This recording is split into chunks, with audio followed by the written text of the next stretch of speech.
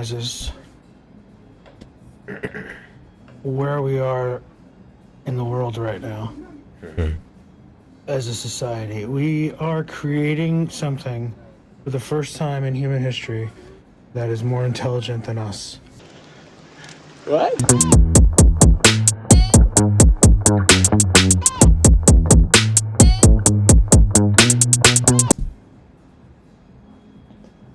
You know, and I'm glad he brought up that point because I hear people when we discuss that AI taking over, you know, various industries and stuff like that. People like, well, they said the same thing when, you know, when cars came out, you know, horse riders, you know, which it did eliminate horse riding. Cars came and removed, you know, horses changed transportation forever. You know, these are technologies. This AI thing is a whole new thing. Like it's not like other things where it didn't have the ability to think for itself or to do for itself and it has the potential to replace us. I mean, it already is, obviously, but I mean, as far as like it's already more smarter than us. So what you think it's going to be like in 5-10 years from now?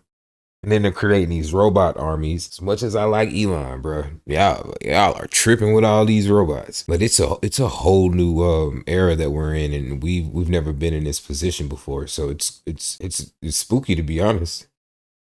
You better learn coding. I understand a little bit of coding, not a lot, but I understand a little bit of coding. But you might want to learn coding if you're 35 and younger, because if it all goes to the left, you better know how to speak computer language, because they don't speak English. They don't need to. We are creating something that requires more energy than we have. Data centers. I don't want to sound like a doomsdayer, but my God. I have 2 young children. I don't know what to tell them. I don't know what to tell them. I don't think anyone knows what's coming. It's not gonna be good. Keep it together. Keep it together, keep it together, keep it together, keep it together, keep it together.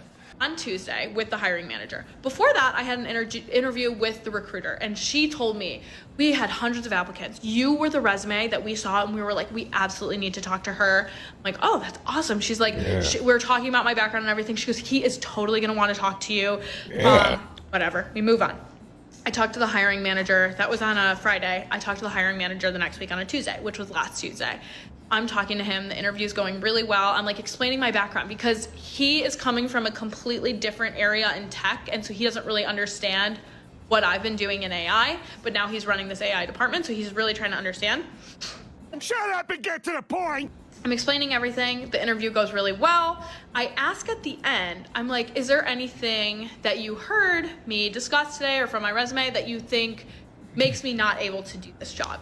And he was like, the only thing was when I saw your resume, I was worried about your leadership experience because this is a lead position. And he goes, but we have more than covered that. Like, I know you're a senior editor who runs a group of 15. Like, I totally understand your leadership experience. Like, we're all good on that. Like, it works. Okay. And then he also, and it was like, once I saw your resume, like you were the person that I wanted to talk to. I'm like, we need to get her in here, all this stuff, like telling me like how I am perfect for this role. Okay, Eunice, travel plans. I need to be in New York on Monday, LA on Tuesday, New York on Wednesday, LA on Thursday, New York on Friday. Got it? Got it. So you want to work here. What really makes you think you deserve a job here? Well, sir, I think on my feet I'm good at figures and I have a sharp mind. Excellent. Can you start on Monday? Yes, sir, absolutely, without hesitation. Congratulations. Welcome aboard. And so then he says, next steps, I really want you to talk to these other people. I want you to see the AI platform so you can understand what you're going to be working on. Just make sure you're comfortable with it and like you got it. He was asking me about how I would interview other candidates like under me for the role and stuff like that. And then he's like, okay, so you mentioned an edit test for those people. I think maybe I'd want to set up an edit test too for this. I go, oh, awesome. Yeah, like great. Stealing my idea, first of all, second of all, whatever. And yada, yada, yada. And so then he, literally, this man is telling me I am the top candidate for this position. We're setting up an interview. That was on Tuesday. I sent him a thank you note on Tuesday. Sent him a thank you note. Talked to the hiring, or messaged the hiring, or the recruiter, and I was like, hey, like this interview went really well. Let me know what the next steps in the process are when they come up. Basically, that was Tuesday. We don't hear anything on Friday. So on Friday, I'm starting to worry. I'm like, I haven't heard anything all week. I'm kind of like nervous. I'm like gaslighting myself. I'm like, did he actually like say all those things, or did I make them up in my head and like black out and like I'm lying to myself because I have OCD, so I was like tweaking a little bit. And I'm like, no, he fucking verbatim said these words to me. Like, he wants to set up the next interview, all this stuff. So today, I'm taking my dog home from the dog park, get a message. Sunday, 4:14 p.m. Mind you, this man's on Pacific time, I'm on Central. So this is 2:14 p.m. He's obviously catching up on emails. He goes, hi, Blake. Let me read it verbatim. This is what it says. Hi, Blake. Thanks for contacting me and connecting earlier last week. We are progressing our interviews with candidates for the role and we'll be in touch. Who does that? How did I go from being your top candidate and getting a third round interview to you're not even in the running anymore? Okay, then I'm a black guy. And maybe Something I'm happened in that overanalyzing, but I second. don't really think I am. I talked to multiple people in my life and they're like, no, that is not a good sign. Next time you really should warn me about the length of the story, though. Kind of dragged on there. So I just got off a team's call at Dang. work. She's crying. I got a meeting invite this morning called Team Update. There was about 15 people on the call. Our VP just terminated our... Yeah, that's totally frustrating to get ghosted, right? Like I said, I got a couple applications out right now where like you can check the status of the application after you submitted it. And you know, I've sent applications to this one place, at least for about the last half year or so. And you could tell because you could see the dates from when you submitted the application. And the first couple of ones, you just see them in one spot saying under consideration. It's just kind of still, they let you know ain't nothing happened. You're under consideration, you just submitted it, they don't care. It's just there. Then it'll flip and it'll go into in progress, which I had to look it up on Reddit. And it was like when it goes into in progress, now they are actually considering you, or they put you in a different stack or something. I don't know. But yeah, I've seen a couple of those get flipped to that recently. Like some of the more recent applications, and it's been like weeks for some of them, you know. It's just like, what's going on? Like, what's the haps on the craps, you know? It's very frustrating, you know. But you got to have patience. You can only do so much, you know. Just keep running on the hamster wheel, keep applying. But just like how she said, you know, it's you don't really know. It's not like you can just reach out to someone or you know, there's, you know, some sort of correspondence or anything like that. So getting ghosted is just, it's really the worst. It's like, you know, being ghosted by somebody that you actually like and want to talk to, and they won't pick up the phone, or they change your number on you. You don't know how to get in contact with them. So you're just out here looking like Shawty here and crying. You don't want to be like Shawty here and crying. Positions.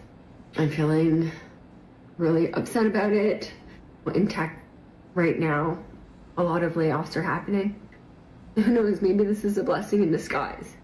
I like my job, I enjoyed my job, but I didn't love it as much as I used to. And I know that you're not supposed to always love your job. A job is a job. A job is to make money so that you can provide for your family. And I was very fortunate to have that job and to work with all the people there and learn all the things, level up my abilities.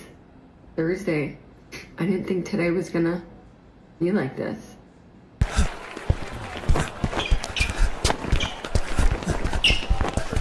Bless up. We're not even midway through December yet, and I've had at least 4 friends call and tell me that they've lost their jobs. And then I got called for one of my jobs, and they are cutting the rate basically almost in half. One of my friends specifically I know was replaced, her position was replaced by AI. That's not even the worst part. The worst part is healthcare going up and the cost of heating going up. It's set to almost double by January. And the most infuriating is this whole shrinkflation thing. The prices don't always seem to have gone up at the stores. Like, I buy a ton of Christmas candy to give to everyone during the holiday season, and I went to buy what I normally buy, and I got about half for the same price. But I buy the product, the same product, but then I open the bag and it's half of what it used to be. You got me. And if they don't do that because they can't do that, then the Like price a bag of chips. So essentially, almost everything is about twice as expensive, and tons of people are not even working, and people who are maybe making way less. I think there's an idea that if people are too broke to focus on anything other than just trying to survive, maybe they won't push back. Oh yeah, and absolutely. And I think anyone who thinks that is gravely mistaken. You listen to me. I want you to get your ass up today. Go out and look for a job. The word today is job. J-O-B. You hear me? So something that I'm realizing people who aren't currently in this job market are not understanding. That I want to spell out very plainly for you. When we say there are no jobs, we're talking about jobs in general. Like legitimately, any kind of job. There are more job seekers than jobs. And that is not just white collar jobs. That is not just mid-management jobs. That is not just leadership level jobs. Those are jobs. When you hear someone say, I've applied to 500 jobs this year and not heard back from any of them, do you honestly think that's only 500 jobs only in their niche at their level? I've applied to 600 jobs. There is no way in hell that there have been 600 jobs that are like director level or above for employer brand and talent marketing. No, I have been applying all over the place to anything that even remotely aligns with my experience. And not just that, I've been applying to anything. Finally, someone who gets it. It took me, I think it was, I had to go back and count, it was like 22 applications to hourly part-time retail job before I got through on anything. When people are saying they're applying to hundreds of jobs, they're talking about jobs in general. And I think this is where a lot of job seeker frustration is coming from, because people who are not in it keep coming at us with like, we'll just go apply at a restaurant. We'll just go substitute teach. We'll just go drive Uber Eats. We'll just go get a retail job. We'll just go drive a forklift. We'll just go apply to an Amazon warehouse. Like those jobs, all jobs. Maybe you should stick to the shower. Cause I got the power. I'm on today's show. This about Lauer. Online right now is fucking fake. Fake in a number of different ways. I did a whole video about the different types of ghost jobs that exist, but like there are so few Ghost real jobs where people are taking applications, interviewing, and then hiring a person to fill that role. And this is where, you know, a lot of us feel like we're being gaslit by the rest of you. And why we say things like, if you're not in it, just stop having an opinion. Because this is not like it used to be. This is so different. Speaking on it. And it's so different for a number of reasons. One, yes, we have been in recessions before where there have been more people out of work than there were jobs available. That has happened before. But what hasn't happened necessarily is the proliferation of AI. Because part of the reason why AI is such a problem with the job search is screening candidates who come through, and also the fact that your resume gets buried because of the number of AI chatbots that send out fake resumes. That is a big problem on the recruiter side. They get hundreds of applications from fake people that come through AI bots. Okay, so AI is fucking up the market.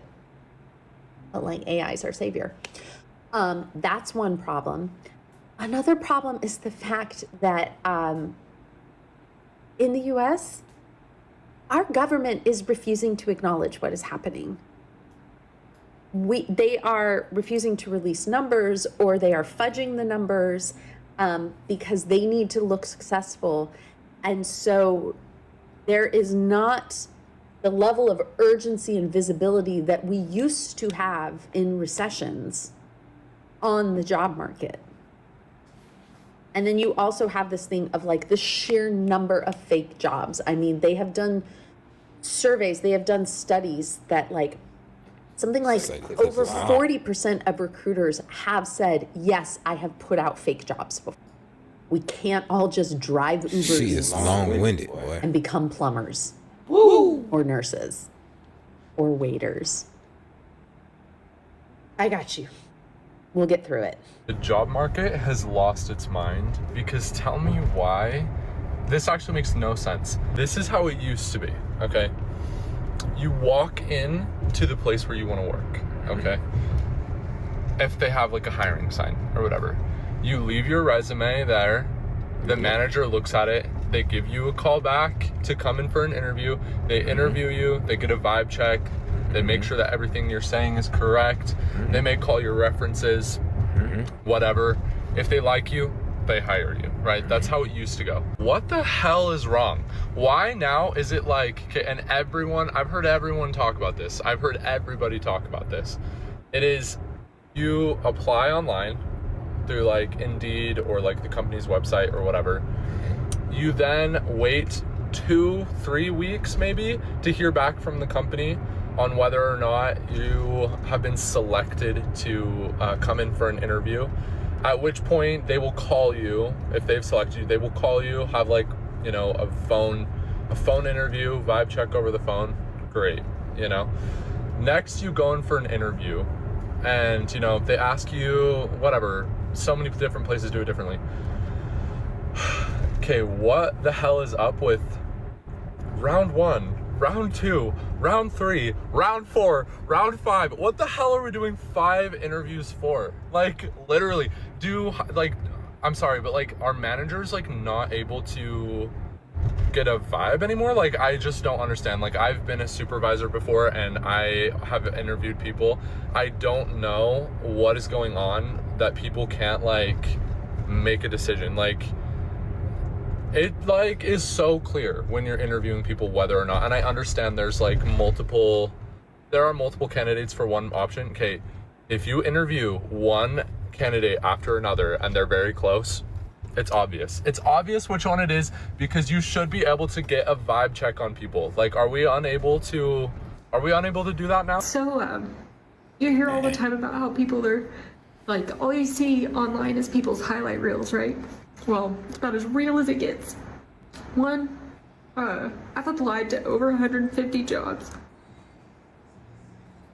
There's stuff that I have been overly qualified for. There's stuff that I should have been a shoo-in because I knew people. If you want to talk about feeling so defeated, this is all I got.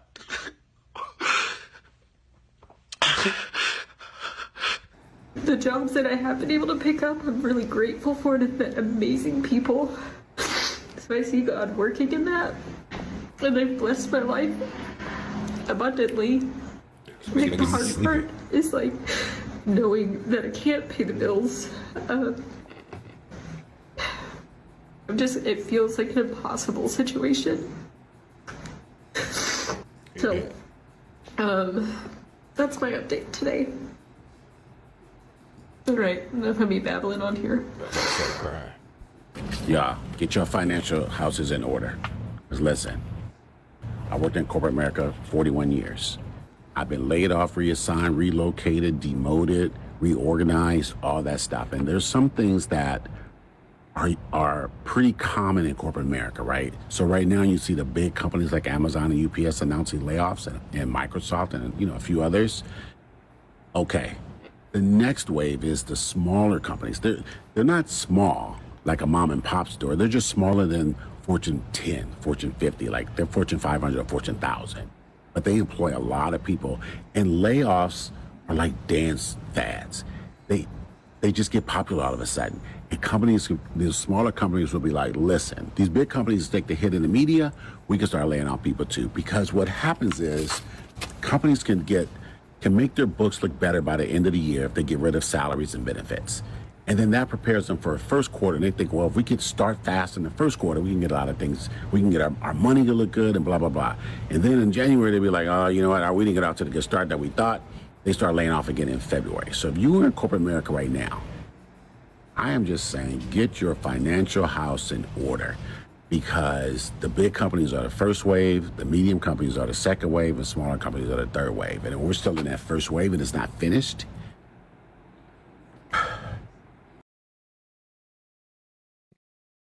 and they are on your head, man. They are on our heads. You know, all I can say is, you know, I think the best thing for any of us to do is, like the one lady said, is you got to start creating, man. You got to create your own business. You got to do something with your hands. You know, you got to make something, create your own opportunities, because it's tough, man. Don't give up, though. Keep going. Keep filling out applications. Because I see it. I mean, I see on LinkedIn, it's people that are accepting new jobs at companies that I want to work for. You know what I mean? They getting jobs at Netflix and Warner Brothers and, you know, Paramount and, you know. So they're out there. Obviously, there are jobs to have been gotten or to be had.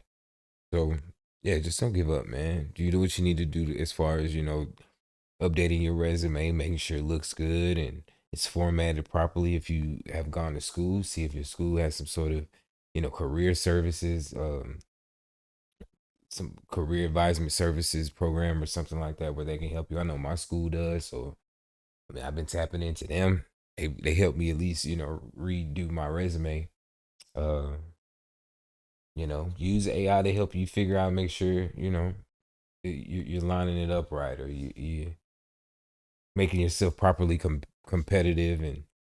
But don't use AI to actually write stuff, because as you see, they are monitoring and using filter programs. So, you know, good luck to you, man. I hope it works out for you. Hope it works out for me.